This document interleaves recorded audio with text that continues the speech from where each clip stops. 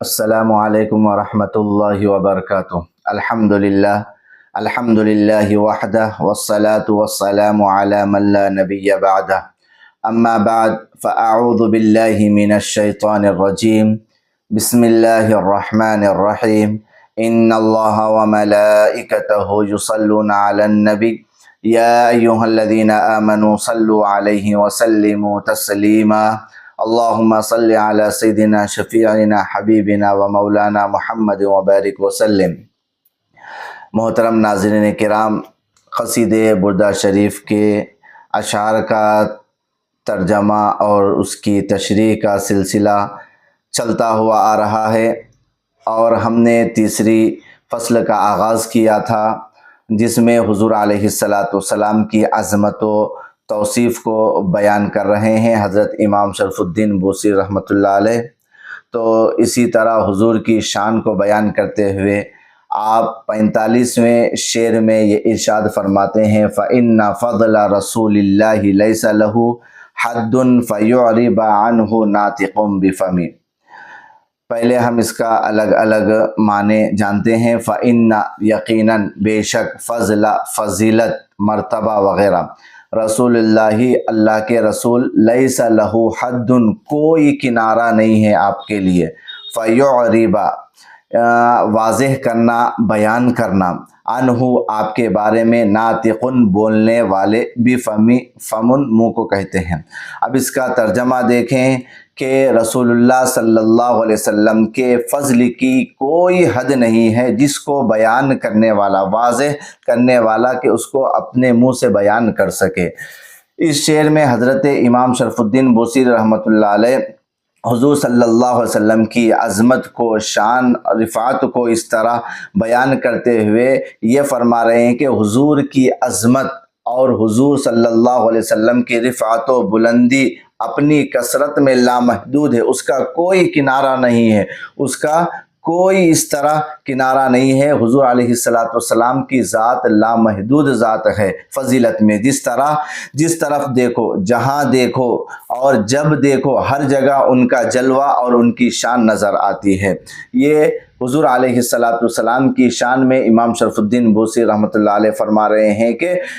رسول اللہ صلی اللہ علیہ وسلم فضیلت میں ان کا مقابلہ کوئی نہیں کر سکتے ہیں۔ اس میں کوئی شک نہیں کہ پیغمبروں کے مراتب ایک دوسرے کے اوپر فضیلت رکھتے ہیں، اس کے باوجود بھی کسی بھی پیغمبر کی فضیلت و خصوصیت تک پہنچنا یہ انسانی عقل سے بالاتر ہے۔ جب کسی بھی پیغمبر کی فضیلت و خصوصیت کا یہ حال ہے کہ ہم ان کے فضیلت کے مقام کو نہیں جان سکتے ہیں، تو یہ تو سید المرسلین ہے، یہ تمام نبیوں کے تاجدار ہے، تو اس طرح ہم ان کی فضیلت و خصوصیت کا کیا حال ہوگا، ہم ان کی فضیلت تک بھی ہم نہیں پہنچ سکتے ہیں۔ آپ کی شان و عظمت میں جو زیادہ بیان کیا جا سکتا ہے وہ اجمالی طور پر ہے، تفصیلی بیان انسانی قدرت سے بالاتر ہے۔ اس میں اس بات کا اظہار ہے کہ آپ صلی اللہ علیہ وسلم تمام انبیاء اور تمام ملائکہ سے افضل ہیں، اور اس بات کا اشارہ ہے کہ ذات محمدی اور صفات احمدی کی حقیقت کو سوائے رب العالمین کے کوئی نہیں جانتا ہے۔ اسی لیے بعض عارفین نے فرمایا کہ مخلوق نے صفات الوہیت کو پہچان لیا، مگر مخلوق نے صفات مصطفیہ کو نہیں پہچانا ہے۔ تو اس طرح اللہ رب العزت نے حضور علیہ السلام کو ایک اعلیٰ مقام دے کر، اس طرح تمام نبیوں کا تاجدار بنا کر اس کائنات میں آپ کو مبعوث فرمایا ہے۔ تو اس طرح آپ کے رسول اللہ صلی اللہ علیہ وسلم کے فضل کی کوئی حد نہیں ہے، آپ کی فضیلت کا کوئی کنارہ نہیں۔ اللہ نے آپ کو اس طرح تمام فضیلتوں سے اعلیٰ تر حضور علیہ السلام کی ذات کو اللہ نے مبعوث فرمایا ہے۔ پھر آپ آگے فرماتے ہیں، لو ناسبت قدرہ آیاتہ عظما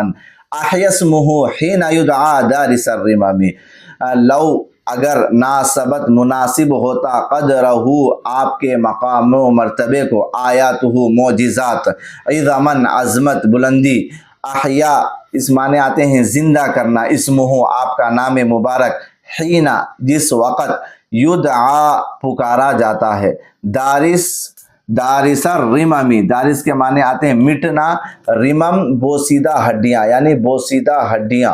رمم کے معنی آتے ہیں۔ اب اس کا ترجمہ دیکھیں، اگر آپ کے معجزات عظمت میں آپ کے مرتبے کے برابر ہوتے،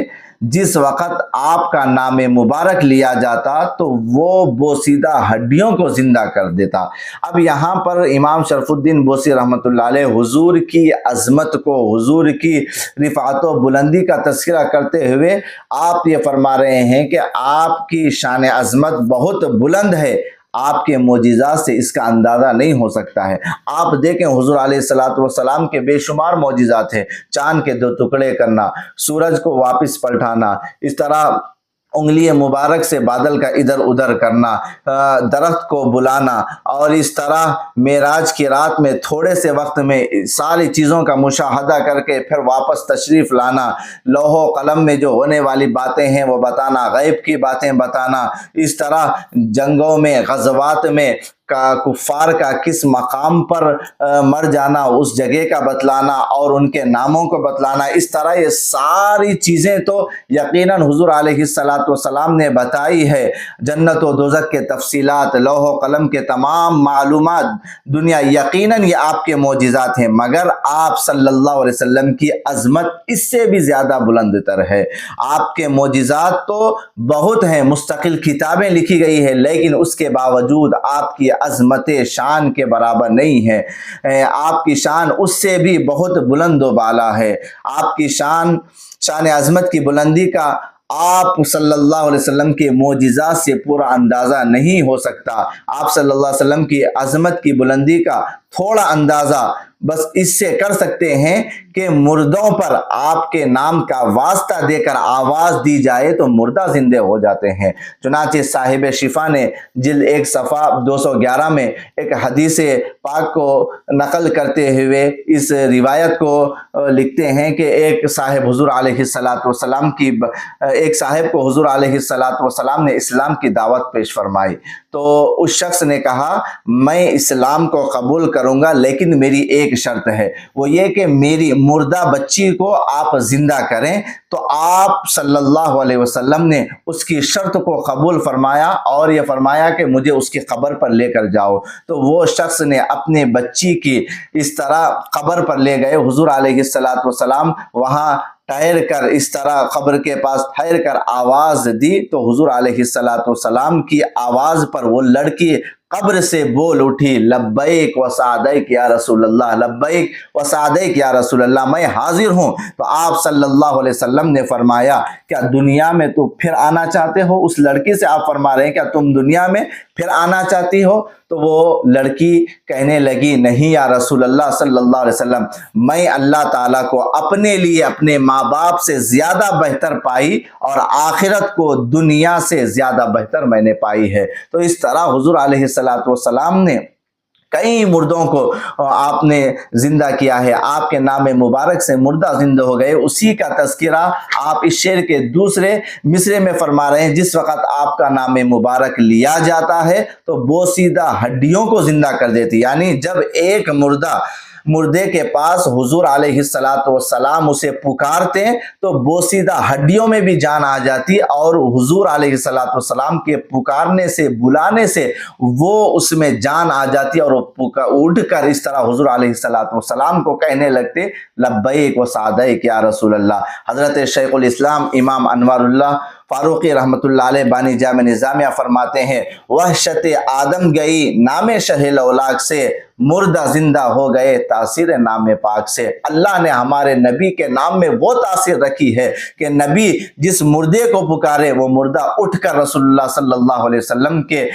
سوال کا جواب دیتا۔ اللہ نے ہمارے نبی کو وہ شان و عظمت، وہ رفعت و بلندی عطا فرمائی ہے، نام میں وہ اثر ہے، ذات میں وہ اثر ہے۔ اللہ نے ہر چیز میں نبی سے نسبت رکھنے والی ہر چیز میں بھی اللہ رب العزت نے اس طرح شان و عظمت عطا فرمائی ہے۔ تو اسی کا تذکرہ امام شرف الدین بوسی رحمۃ اللہ علیہ اس شعر میں فرما رہے ہیں کہ جب آپ کا نام مبارک لیا جاتا ہے تو بوسیدہ ہڈیوں کو وہ زندہ کر دیتا ہے۔ تو اتنی عظمت و رفعت و بلندی اللہ نے حضور علیہ السلام کو عطا فرمائی ہے۔ پھر اسی طرح آپ آگے فرماتے ہیں لم یمتحنا بما تعی العقول به حرصا علینا فلم نرتب ولم نہیم، لم یمتحنا ہمارا امتحان نہیں لیا، بما ایسی چیز کا، تعیا مانے تھکنا، حیران ہو جانا، عقول یا عقل کی جمع ہے، بھی جس سے، حرصن، حرصن کے معنی آتے ہیں لالچ کے معنی بھی آتے ہیں، اور کسی چیز کی بے انتہا خواہش رکھنا جسے لالچی کہا جاتا ہے، علینا ہم پر، فلم نرتب ہم نے شک نہیں کیا، ولم نہیمی اور نہ ہم پریشان ہوئے۔ اب اس کا ترجمہ دیکھیں،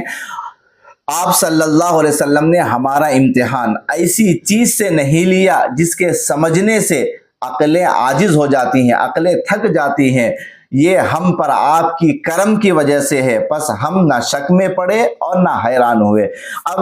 امام شرف الدین بوصیری رحمۃ اللہ علیہ حضور علیہ السلام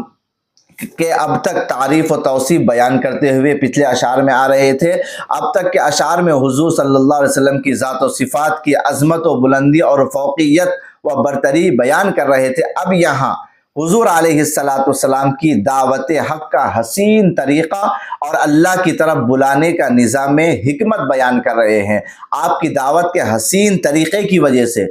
امام شرف الدین بوصیری رحمۃ اللہ علیہ فرماتے ہیں کہ رسول اللہ صلی اللہ علیہ وسلم کی دعوت کے حسین طریقے کی وجہ سے دنیا نے آپ کی دعوت پر لبیک کہا، اس کو قبول کرنا دنیا کے لیے آسان ہو گیا اور اسلام پھیلا اور سارا عالم منور ہو گیا۔ جس طریقے سے حضور علیہ السلام نے لوگوں کو دعوت دی وہ انسانی عقلوں کے مطابق تھا، وہ سہل اور آسان تھا، اگرچہ آپ کی حقیقت عقل سے ماورا ہے، مگر آپ کی دعوت اور آپ کا پیام عقل کے مطابق ہے۔ جو شریعت آپ لے کر آئے اس کو سمجھنا بھی آسان، اس پر عمل کرنا بھی آسان۔ ہر عقل مند بڑا ہو یا چھوٹا، پڑھا لکھا ہو یا نہ ہو، امیر ہو یا غریب، دیہاتی ہو یا شہری، سب کے لیے اس کا فہم آسان ہو گیا۔ اسی لیے لوگ دین میں داخل ہوتے جاتے ہیں۔ آپ کی شریعت بھی آسان ہے، دلائل و براہین بھی عقل کے مطابق نہایت روشن، ہر بات دل میں اتر جاتی تھی، آپ کی ہر بات انسانی عقل کے مطابق ہے۔ بخاری شریف اور جامع ترمذی میں یہ حدیث شریف ہے، حضور علیہ السلام فرماتے ہیں کہ میں سہل اور روشن دین دے کر بھیجا گیا ہوں۔ تو اس طرح جو حضور علیہ السلام جو دین لے کر آئے، جو شریعت لے کر آئے، وہ بھی آسان ہے، اس کو سمجھنے میں بھی آسانی ہے، اور جو حضور علیہ السلام کے دعوت کا طریقہ تھا، لوگوں کو اسلام میں بلانے کا جو طریقہ تھا، وہ اتنا نرم تھا اور اس طرح اتنا حسین تھا کہ حضور علیہ السلام کے بلانے پر لوگ اس طرح اسلام میں داخل ہو کر اس طرح مسلمان ہو جاتے تھے۔ اس کا تذکرہ امام شرف الدین بوصیری رحمۃ اللہ علیہ فرما رہے ہیں کہ آپ نے ہمارا امتحان ایسی چیز سے نہیں لیا ہے جس کے سمجھنے سے ہماری عقلیں حیران ہو جاتی، بلکہ حضور نے اسلام کا پیغام اس طرح لوگوں کو دیا کہ لوگ اسلام کو دیکھ کر، حضور کے اخلاق کو دیکھ کر، کردار کو دیکھ کر، صفات کو دیکھ کر لوگ اس طرح مسلمان ہو جاتے اور اسلام میں داخل ہو جاتے۔ اس کا تذکرہ امام شرف الدین بوصیری رحمۃ اللہ علیہ اس میں فرما رہے ہیں۔ پھر آگے آپ فرماتے ہیں اعی الورا فہم معناہ فلیس یرا للقرب والبعد فیہ غیر منفہم۔